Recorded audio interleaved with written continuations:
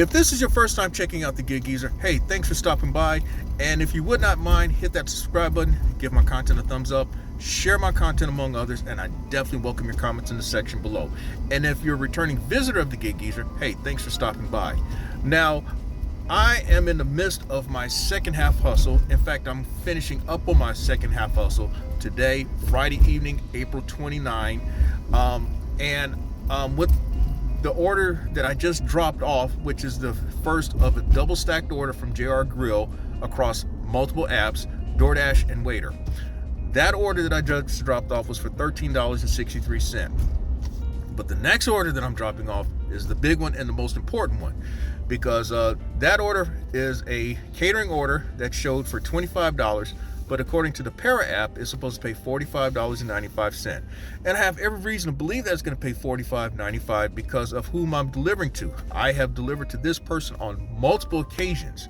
And the last time, if memory serves me correct, when I delivered to him, to this customer, it was for $34.78, something like that, from Midwood Smokehouse. This guy always orders big, and so I've come to really expect a good payout on the order. At least that's what I'm expecting. Now, if this order does pay $45.95 according to Para app, this order will put me over $6,000 in gig earnings for the third time in 2022. That's right, the third time in 2022, solidifying the fact that I have been able to make $6,000 a month consistently doing gig economy work. In fact, to this point in 2022, I will have earned over $24,000 and pretty close to $25,000 in just the first third of 2022. But that's neither here nor there. The fact is that I've made $6,000 three times now in 2022, despite the slowness in gig work right now. And I have shared how it has been a grind in my market, and I have seen how it's been a grind in other people's markets.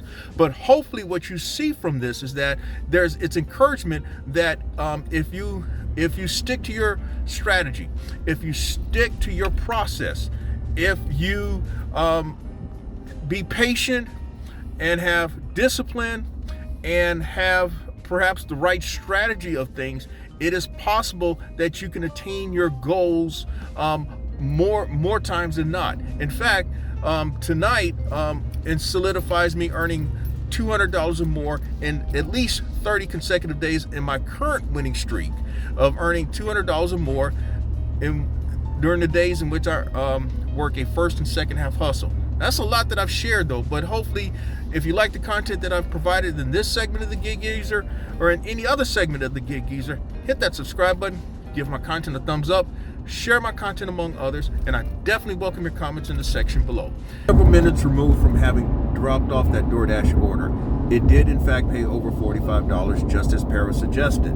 And in fact, now I have earned over $200 in a single day for over 30 consecutive days now in the current winning streak.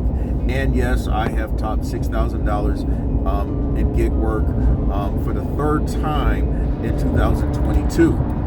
Now, I'm aware that there are content creators out there that set lofty challenges sometimes and set lofty goals. Some set goals of $5,000 in a month. I'm not knocking them. But for the Gig Geezer, I guess another level type goal would be setting goals of $6,500 or $7,000 in a month. Personally, I don't think that they're realistic because I know how much time it would take for me to put myself in a position, and I don't think that I can do that. I don't feel as if I have the attention span or will to do that. So my setting the goals of $200 in a single day, and your market has a lot to do with it. Now, if I were to set a goal for $7,000, it would have to be a 2020 type situation in which there's a lockdown and that there's a overwhelming demand for gig deliveries, gig app deliveries like the DoorDash, Grubhub, Uber Eats, Waiter/Bite Squad, and Instacart. There would have to be an overwhelming demand for food delivery apps. I don't see that right now. There are people, again, they are flocking to the restaurants. They're not wearing masks.